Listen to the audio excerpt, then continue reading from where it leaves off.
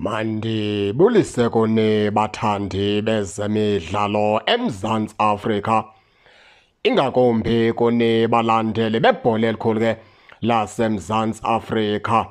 Baphulaphula ke lapha siza nentetha emalunga noGustin Sireno. iKaizer Chiefs ithi yasithatha ke isigqibo sokubana ke uGustin Sireno imkhulule contract yakhe neqela leKaizer Chiefs. Ayizuba savuselelwa abaphulaphuli. iKaizer Chiefs ke ngokuGustin Sireno imkhululile ngelipheleleyo ke baphulaphuli. uGustin Sireno akazuba yiplayer yeKaizer Chiefs kule season izayo. uGustin Sireno neKaizer Chiefs kufike into okubana kubekho iyantlukwano, omnye nomnye athathe impahla zakhe, ibheki zakhe, imithwalo yakhe, akhangele impilo. Masenjenje ke baphulaphuli ke sinikhumbuza kancinci.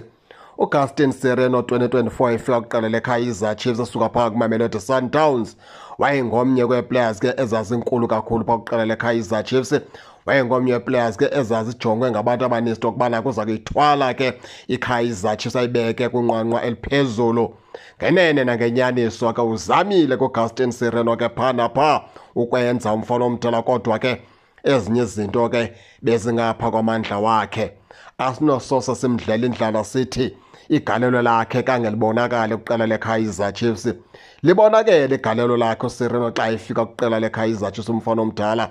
Kona ke izinto bezingapha kwamandla wakhe, ngoba iKaizer Chiefs ngelaa xesha ibithanda ukusayina umdlalo oyi-1 obalulekileyo isogqiba ingabasayina abanye abadlali abazoncedisana nalo mdlali. Loo nto ingenza into yokubana lo mdlali lo atheze kamandla, khame kamandla ixesha elinintsi, aendaphe naye ephelelwa ngamandla, aendaphe naye sengasabonakali. Kanti xa iKaizer Chiefs isayina umdlalo odumileyo bokumele uba ke imsayinele noba ngabadlali abathathu azokwazi into yokubana ancedisane nabo, ingasoske yonke into ibe isemagxeni wakhe, ingasoske yonke amatyala etimu axhonywe phezu kwakhe. Bubunzima obo ke ebebubhekene noGustin Sireno ixesha elinintsi phaa kwiqela leKaizer Chiefs. Xesikweni kumfana omdala wayegqiba ofika phaa kwiKaizer Chiefs. Thina ke sizawuthi ke mfana kaSireno uzamile, wazibonakalisa, wawenza unako phaa kwiqela leKaizer Chiefs, walifaka igalelo apho umele ulifake khona mfana omdala.